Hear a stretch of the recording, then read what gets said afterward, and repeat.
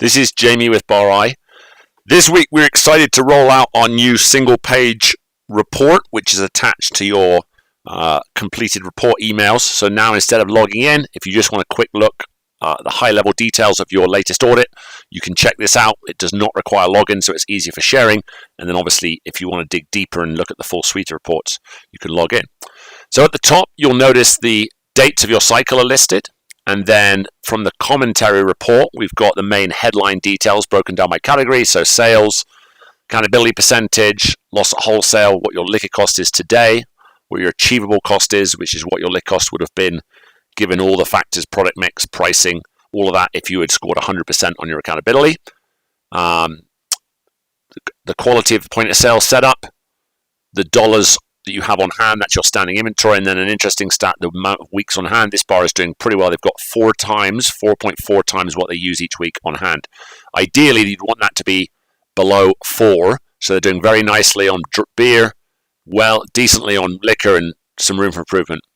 Over to the right here, we have your efficiency index, which is basically an execution score. We score you on access, so if you're providing the information we need at the right times using the accountability dashboard, if invoices submitted on time in good quality, if you're communicating about new recipes and inevitable adjustments, if your point of sale is well programmed so that the percentage rung unknown is small, and if they are organized, so we're doing good count zone checks. So these guys are a new client. They only have 3 completed audits, and the timeline below the top is just going to show you the recent progression. So notice this is a double axis graph. So the line shows you your scores over the last 5 cycles when it's full. So these guys scored 84.7, 2 cycles ago, then 82, and then 90. So we're seeing that nice progression in the most recent one. And then that's overlaid with the height of these bars. So the height of the bar shows what you are missing at wholesale, and that's normalized for per week.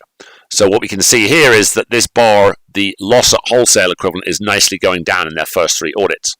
And then down below, so fairly self-explanatory, but we have your top 20 losses by dollars missing. So this is your loss at wholesale, the value of the servings which was not poured, was not sold but was poured. And so, for instance, these guys are missing 42 servings of this cider. That was due to confusion over keg sizes. Red Bull, we jokingly call that one bartender crack. It does tend to go missing. So they only sold 60 of the 150 they poured. And their accountability is only just over 50%. And then Rainier, I know that this Pacifico is an offset. Last week they were over, now they're missing, so I'm less concerned with that one. Good example of why it's important to look at the context and look at the full set of reports as well. But on Rainier, there is a trend here, and these guys have got quite high losses on this product where accountability is actually over 50%. As always, we recommend looking at maybe the top 5, picking a few items, discussing with your staff, and that is obviously the key to how we continue this nice progression there, seeing the results. As always, thank you for watching, and if you have any other suggestions or requests for updates or explanation videos like this one, we'd love to hear from you. Thank you so much.